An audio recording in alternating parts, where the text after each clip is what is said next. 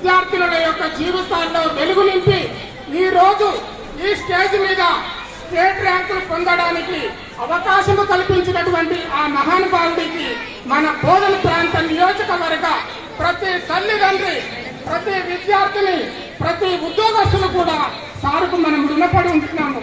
వారికి మనం ఇచ్చేటువంటి గౌరవము మన కరతాల ధ్వనులు తప్ప ఆయనకు మనం ఏమిచ్చిన రుణము తీర్చుకోలేము. ఇది నేను నా హృదయపూర్వకంగా చెప్తున్నాను.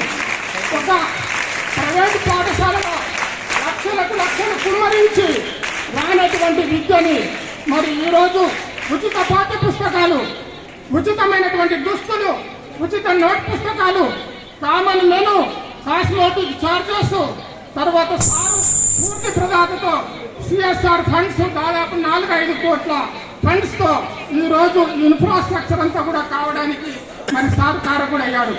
వారి యొక్క ఆశీస్సుల వల్ల, వారి యొక్క నిండు మనసు వల్ల పేద విద్యార్థులకు ఊతమియ్యాలి, పేద కుటుంబాలకు చేతనివ్వాలి, ఆ కుటుంబాలలో నుంచి విద్యార్థులు మంచి ఉజ్వలమైనటువంటి భవిష్యత్తు రావాలనేటువంటి తపన కలిగినటువంటి వ్యక్తిని నేను దాదాపు 25 సంవత్సరాల నుంచి దగ్గరగా ఉండి నేను గమనిస్తున్నాను.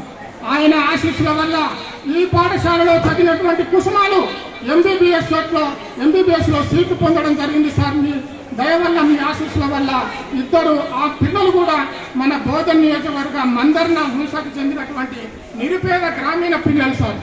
అలాగే ఈరోజు స్టేట్ ర్యాంకులు 440 మార్కులకు 438 బైపీసీలో, 470 మార్కులకు 468 మార్కులు ఎంపీసీలో స్టేట్ ర్యాంక్ సాధించడం జరిగింది సార్.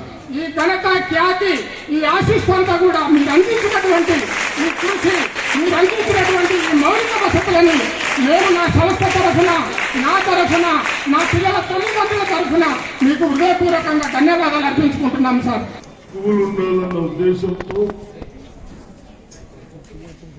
గతంలో కాంగ్రెస్ ప్రభుత్వం ఉన్నప్పుడు చేపట్టిన కార్యక్రమాన్ని మీకు చదవడానికి విలాసంగా ఉండాలి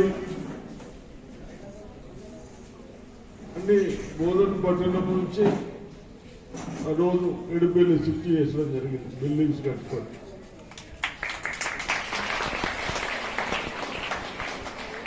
అదేవిధంగా గత 10 సంవత్సరాల్లో కొద్దిగా మీరు ఇబ్బంది ఫేస్ చేశారు. 10th తర్వాత ఇంటర్మీడియట్ కు అకామిడేషన్ లేకున్నా, సౌకర్యాలు లేకుండా క్లాసెస్ పెట్టారు. మేము వచ్చి బాధపడ్డాం. ఆ రోజు టాయిలెట్స్ చూసేవాళ్ళు లేరు, కనీసం క్లీన్ చేసేవాళ్ళు లేరు. అవన్నీ గమనించి మేము, నాతో మీ ఎడిపెల్లి మిత్రులు తల ఇంచు సేవ్ చేసుకొని సిమెంట్ కానీ కంపెనీకి తెప్పించుకొని నా విద్యార్థులకు ఇన్కన్వీనియన్స్ ఉండద్దు, సౌకర్యాలు ఉండాలన్న ఉద్దేశంతో చేసుకోవడం జరిగింది. అదేవిధంగా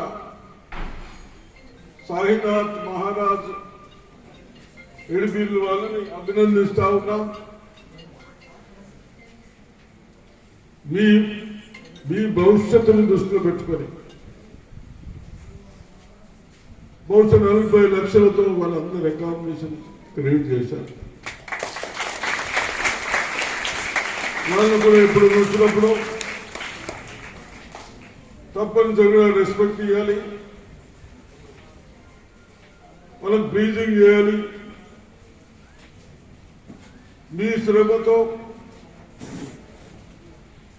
ఎక్కడ ఎన్ని ఇబ్బందులైనా కేవలం మా పాఠశాలకు 40 లక్షలు ఇచ్చి కన్స్ట్రక్షన్ చేసినందుకు మేమందరం గర్వపడుతున్నామని చెప్పాలి. చెప్తారా? ఆడో పాడు ఓటే అదేవిధంగా నీవులను మంచి విద్యావంతులు చేసిన హెడ్ మాస్టర్లకు కానీ, టీచర్స్ కానీ, లెక్చరర్స్ కానీ నా విద్యార్థులకు కేవలము 2 మార్క్స్ తక్కువ వచ్చినాయి.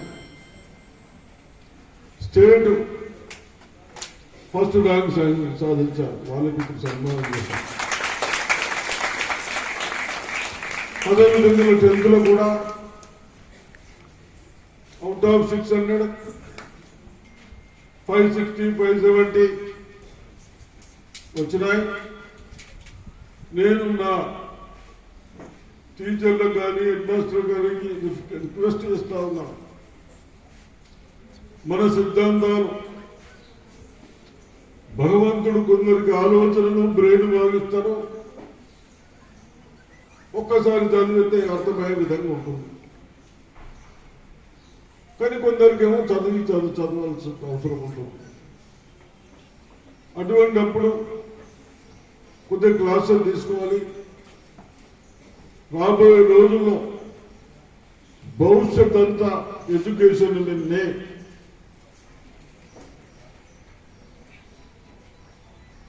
అమెరికా వాళ్ళు మనల్ని బాగా మేధావులను ఉంచుకుంటున్నారు, మిడిల్ వాళ్ళందరినీ పంపిస్తా ఉన్నారు. అవునా? అటువంటి వస్తాయి. పాపులేషన్ బట్టి, ఎడ్యుకేషన్ బట్టి, అక్కడ వాళ్ళ స్ట్రెంత్ను బట్టి అవన్నీ వచ్చే ప్రమాదాలు ఉన్నాయి. కాబట్టి మీరు ఏం చేసినా చాలా శ్రద్ధతో మీరు 10th వరకు 10th లో బాగా మార్క్స్ రావాలి, ఇంటర్లో బాగా మార్క్స్ వస్తే మీ ఫ్యూచర్ అక్కడికి డిసైడ్ అవుతుంది, ఏం చదవాలి ఏం చేయాలి. కాబట్టి మా వంతు మేము ఎప్పుడు ఉంటాం. నిన్ననే మన గవర్నమెంట్ స్కూల్లో కూడా 10th 6,800 మంది స్టూడెంట్స్ ఎగ్జామ్స్ రాస్తే 8,200 స్టూడెంట్స్ పాస్ అయ్యారు. 550 ఏమో 570 2,000 మంది సంపాదించారు.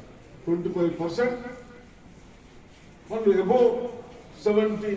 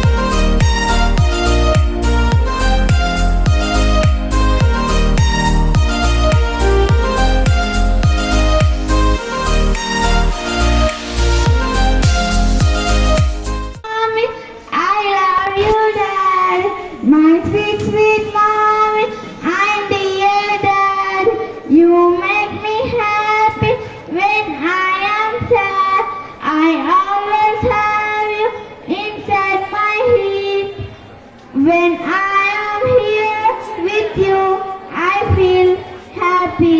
Thank you.